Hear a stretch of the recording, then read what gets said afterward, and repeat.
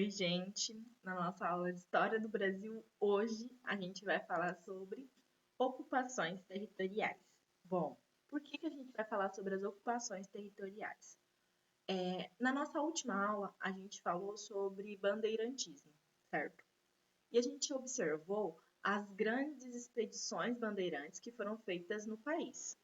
Desta forma, estas regiões elas vão sofrer, com o passar do tempo, ocupações. Por quê? Porque essas regiões elas vão ser incorporadas ao nosso atual território brasileiro. E acontecendo isso, é de extrema importância que a gente entenda os fatos históricos que geraram essas ocupações. Beleza? Bom, como todas as nossas aulas, eu vou fazer um contexto histórico para vocês. Bom, o primeiro contexto que a gente vai ter, o primeiro fator limitante, vão ser as invasões estrangeiras. Desta forma, a gente vai ter no território brasileiro, principalmente nesse período, espanhóis e ingleses, né? Como eu já tinha falado para vocês. A gente vai ter os bandeirantes. Os bandeirantes, eles vão ser retratados da forma no qual eu coloquei a imagem. Essa imagem, ela vai representar para a gente uma visão um pouco mais colonizada dos bandeirantes. Roupas mais portuguesas, trajes mais que relembra a cultura portuguesa, né? A gente vai ver também as pessoas que estão compondo essa imagem. Lembrando sempre que, na sua minoria, quando nas expedições bandeirantes, haviam homens brancos. A sua maioria, né, tinha maior concentração de mamelucos e índios. Mamelucos, lembrando novamente, que são filhos de brancos com índios, né, e vão gerar uma concentração maior dessas pessoas. Então, minoria sempre homens brancos. A gente vai ter as ocupações das regiões. Eu coloquei a imagem dos bandeirantes. Por quê? Porque as setas elas vão significar as expansões que os bandeirantes fizeram de fato. Lembrando-se sempre que as vermelhas vão ser a primeira fase, né, que vai ser a caça ao índio, a verde vai ser a mineração e a azul vai ser o sertanismo de contrato ou as entradas, né? E a gente vai ver que essas grandes expedições elas vão gerar com o tempo ocupação para a incorporação desses estados. Não era o objetivo dos bandeirantes, vocês sabem disso, mas elas vão acabar sendo uma consequência. Beleza. Então, a primeira região que a gente vai falar vai ser a ocupação do sul. Bom, grande concentração na fase da caça ao índio ou de aprisionamento. Como eu falei para vocês, nessas regiões haviam grandes ocupações jesuíticas, nesse caso, jesuíticas espanholas. E não teve a ocupação das jesuíticas portuguesas, muito pelo contrário. Eles deixaram essas regiões vazias. Eles tiravam os índios das suas atividades jesuíticas, né? Expulsavam os jesuítas e deixavam as regiões vazias.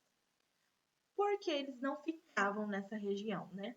Porque a gente sabe que nesse primeiro momento, o maior objetivo era a caça ao índio, era o aprisionamento, era a utilização da mão de obra indígena como escravo.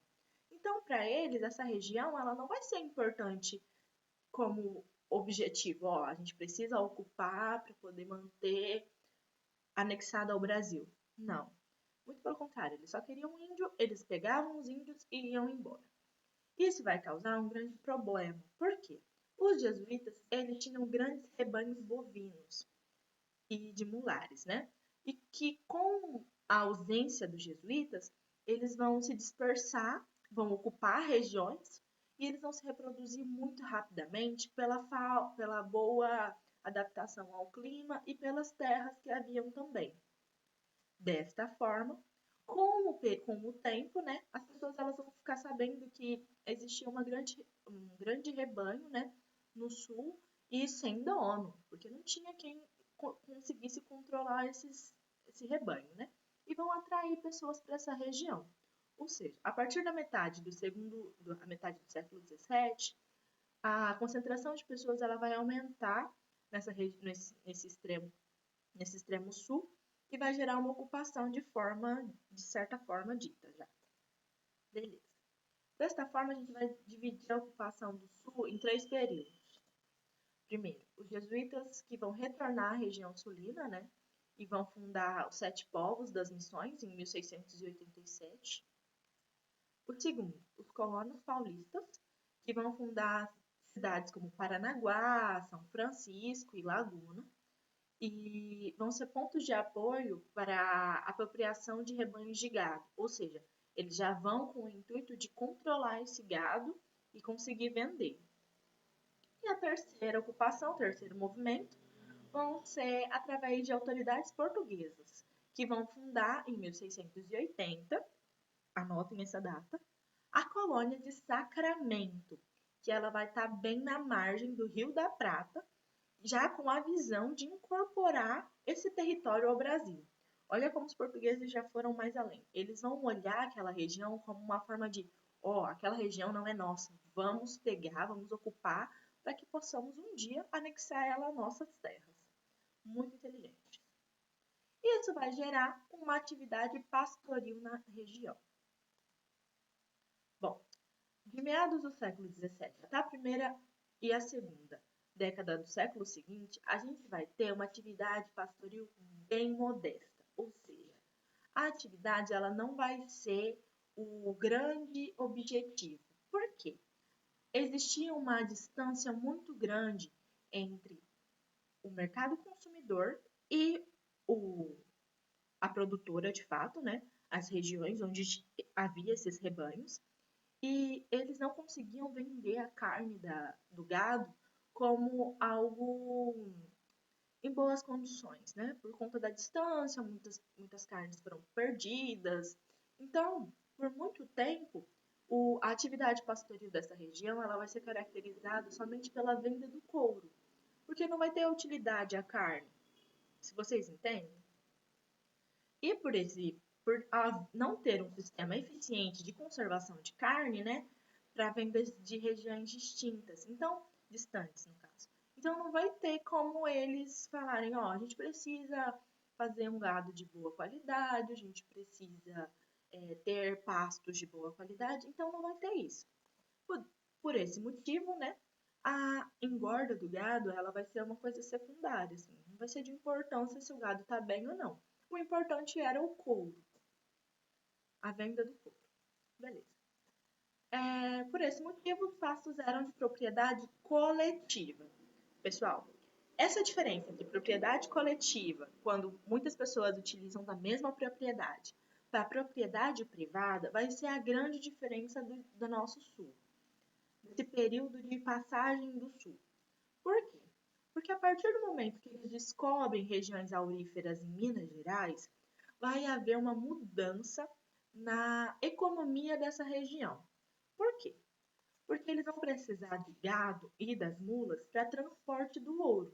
Eles tentavam fazer esse transporte do ouro de Minas Gerais ao Rio de Janeiro, a São Paulo, com os escravos, mas estava tendo muito problema. E aí eles falaram, então vamos usar o gado que a gente tem lá no sul. E aí isso vai gerar algumas cidades, principalmente aqui do nosso interior paulista. Por exemplo, eles falam principalmente sobre... Esqueci o nome da cidade agora, gente. Esqueci. Ribeirão Preto? Não. Esqueci, gente. Depois eu lembro e falo. Mas eles vão gerar necessidade de trazer esse gado até a região mais próxima, a Minas Gerais. E esse gado eles vão formar as tropas de mulas. Essas tropas de mulas, elas vão aumentar a economia dessa região com a venda do gado saudável. Então, eles vão mudar a postura de propriedade coletiva para propriedade individual. E com a generalização do processo de charqueamento, que vai ser a carne seca, a carne ela vai se tornar um produto necessário. Então, a partir daí, a gente vai ter uma necessidade de engorda do gado e também vai haver as nossas estâncias, né? Que vai caracterizar o sul da forma que ele é atualmente, gerando essa economia, né? Que é a nossa economia do sul hoje. Vai modificar a condição social do sul. Beleza? Vocês entenderam essas diferenças, esses fatores? Por quê? Porque quando vocês forem questionados no vestibular, vocês têm que se lembrar desses fatos históricos. Mudança da propriedade coletiva, a necessidade do gado como um gado de engorda. Tudo isso é importante para a gente entender a economia do Sul quando a gente falar sobre ele. Desta forma, a gente vai mudar de região agora. A gente vai falar sobre a ocupação do sertão nordestino. Bom, lembrando-se que no sertão nordestino, né, no litoral nordestino, como a gente já comentou em outras aulas, a gente vai ter uma atividade canavieira muito forte. Aqui eu coloquei nosso mapa para vocês entenderem a pecuária nordestina desse período. Então, isso vai gerar um mercado consumidor que não era esperado. Ele era muito superior ao que eles imaginavam que iam gerar. Por quê?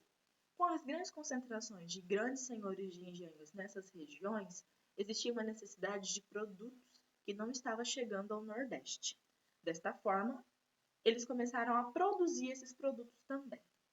E isso vai levar também à necessidade de criação de gado. Com muitas pessoas, necessidade maior de consumo de alimentos.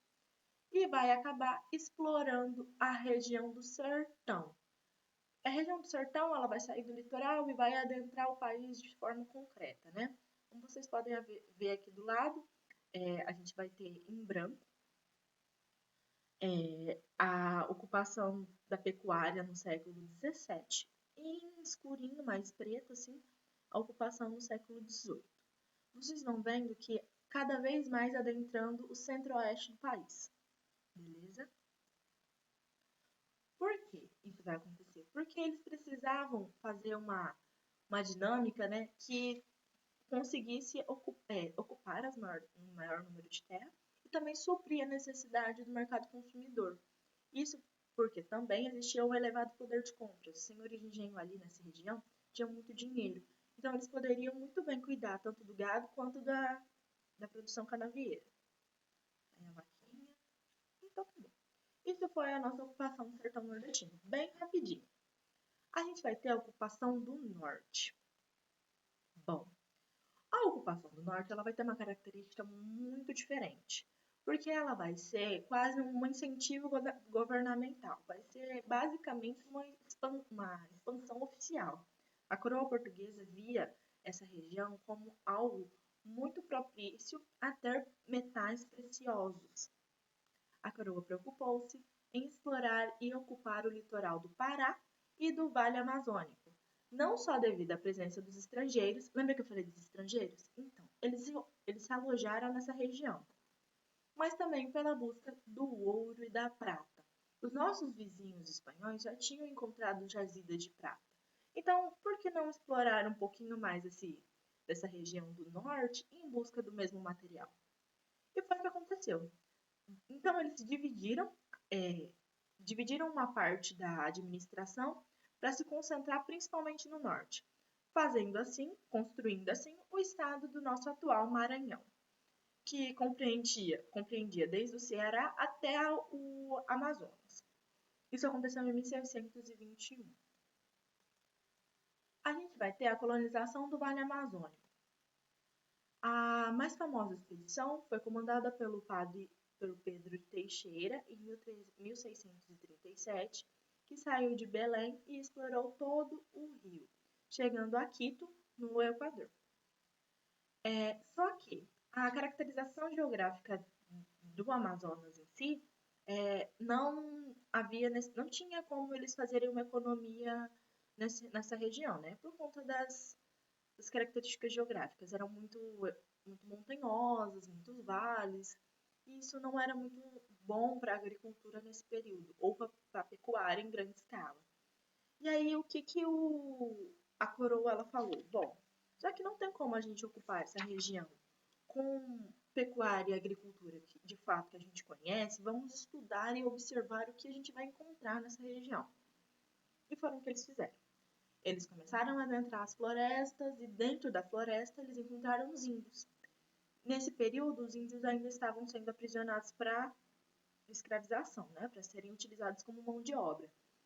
Só que eles começaram a observar que os índios utilizavam de alguns materiais que para eles era diferente, a ponto deles olharem e falarem, putz, pode ser trocado por por especiarias orientais. Então a gente vai tentar usar as drogas do sertão. Drogas do sertão vão ser cacau, canela. Deixa eu ver o que mais que eles dão como drogas do sertão. Folhas e raízes, inúmeras coisas que eles vão levar para a Europa e eles vão falar, ó, uma especiaria brasileira. E aí vão acabar gerando uma pequena, muito pequena, mas uma economia para a região norte. Depois de um tempo, né, os colonos e as missões religiosas, sobretudo as jesuíticas, exerceram uma atividade utilizando mão de obra indígena, principalmente nessa região. Lembrando-se sempre, né, que os jesuítas eram ativos, principalmente na agricultura nesse período, né, e vão gerar uma mão de obra nessa região e não vão gerar, de fato, colonização, mas vai gerar uma pequena, né, uma pequena modificação demográfica, as pessoas elas vão para lá, algumas delas, os colonos vão entrar em conflitos com os jesuítas, mais para frente eu falo com vocês sobre isso, e vai gerar uma estagnação econômica, né, porque as drogas do sertão não vão conseguir suprir, os jesuítas utilizavam a agricultura para subsistência, e é isso, assim, acabou a gente falar sobre a ocupação da região norte, era bem rapidinho mesmo. A gente vai ter a formação de fronteiras. Agora, a partir de agora, a gente vai falar sobre as formações de fronteiras que levaram ao nosso país da forma que ele é. Os primeiros limites estabelecidos foram nos tratados de Tordesilhas, né? Como eu já falei para vocês, lembra da primeira aula que eu mostrei essa imagem? Então, a gente vai entender como eles dividiram isso agora. Isso aconteceu em 1494, 6 anos antes de Cabral pisar no Brasil. E aconteceu entre Portugal e Espanha. A linha divisória deveria passar 370 léguas a oeste do arquipélago de Cabo Verde. Lembrando, arquipélago de Cabo Verde, ou seja, são um conjunto de ilhas, né? Agora, qual ilha que vai gerar esses 370? Era uma dúvida. Isso vai gerar, né, a partir de 1650, problemas na delimitação da fronteira. Por quê? O meridiano de Tordesilhas, ele era ultrapassado pelos portugueses constantemente, e depois de algum tempo, vão começar lutas na fronteira, né, que levavam a cerca de 3 a 4 séculos mais tarde, a assinatura de tratados limites, né, que vai dar ao Brasil um território 3 vezes maior do que ele possuía em 1494. Gente, isso é muito importante a gente entender, porque a ocupação foi tão grande que eles conseguiram triplicar a região que foi dada em 1494 no Tratado de Tordesilhas. Mas para isso acontecer, vão ter bastante assinaturas de tratados, vão ter muitas guerras, porque os espanhóis eles não vão aceitar de fato a tomada das terras pelos portugueses. A gente vai ver. Então, as lutas elas vão se iniciar na região solina, que foi a nossa primeira ocupação. O estopim das lutas foi dado pelos portugueses, que estabeleceram em 1680 a colônia de Sacramento, fundada na margem do Rio da Prata, em frente a Buenos Aires, com o apoio da Inglaterra. Ou seja, os ingleses vão participar ativamente das guerras, né, das lutas armamentistas feitas principalmente nas regiões sulinas. Na região da bacia do Amazonas, os interesses eram praticamente nulos. A Espanha não opusera resistência à penetração lusitana. Ou seja, os espanhóis eles não ligaram muito, né? Porque eles não viam lucratividade na região, então eles não quiseram muito a região da bacia do Amazonas. E na região sulina, porém, os portugueses eles tinham medo, né, por conta do domínio da prata. Então eles fizeram muitas guerrilhas, eles tentaram ao máximo tirar os portugueses da região para poder continuar controlando a extração da prata na região. Desta forma, após a fundação Colônia de Sacramento, as guerrilhas que aconteceram ali geraram um Tratado de Lisboa, que vai ser assinado em 1681. E desta forma, vai existir a Paz Quente. O que seria a Paz Quente? Era uma tensão que existia no período, que vai ser encerrada em 1735, com vários acidentes diplomáticos, né? Que vão gerar um segundo ataque, principalmente na região de Sacramento. Desta forma, em 1715, vão ser assinados, né, anterior a 1735, é claro, vão ser assinado um tratado que vai pôr fim na guerra e vai devolver a colônia a Portugal. Entretanto, a gente sabe que quando assinar um tratado, depois demora muito, né, para as regiões conseguirem viver em paz de fato. E aí vai gerar a paz quente, que não é legal, mas vai conseguir trazer a região ao Brasil. É meio confuso entender o que está acontecendo, mas é basicamente o que a história diz, né? Aconteceu um fator, aí vai ter guerra, aí vai ser assinado um tratado antes, mas mesmo assim vai ter a guerra. Mas dá para entender mais ou menos o que está acontecendo? Qualquer coisa, vocês me mandam mensagem que eu vou tentar explicar de uma forma mais fácil. Mas é basicamente isso. O Tratado de Madrid. As negociações foram entre Madrid e Lisboa, né? Elas iniciaram-se em 1749, a partir de alguns fatos que foram consumados. O Tratado de Tordesilhas ele não funcionava na prática. 2. Os territórios que haviam sido ocupados por Portugal eram de extrema importância para Portugal. Então, eles não iam abandonar de uma forma fácil.